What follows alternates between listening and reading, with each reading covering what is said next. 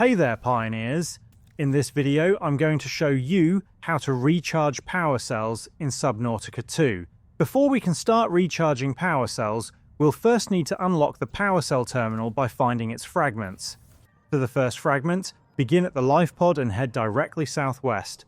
Don't worry if you can't see the seafloor for part of the journey. As long as you come across a current and a wreck hanging from a ledge, you're heading in the right direction. Directly beneath that suspended wreck is another wreckage. Head inside, and you'll find the first power cell terminal fragment almost immediately.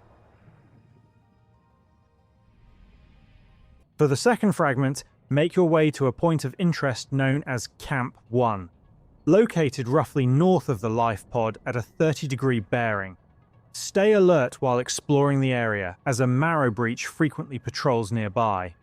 Once you reach the wreckage at Camp 1, look for a broken hatch lying on the ground. The second fragment can be found resting on top of it. With both fragments scanned, you'll unlock the power cell terminal blueprint. Thankfully, it's inexpensive to craft, requiring only 3 titanium, 3 copper, and 1 wiring kit. After building it, place it anywhere in your base that's convenient. From there, you can insert depleted power cells and recharge them whenever needed, giving you a reliable backup source of power for your equipment and vehicles. And that's everything you need to know about recharging power cells in Subnautica 2.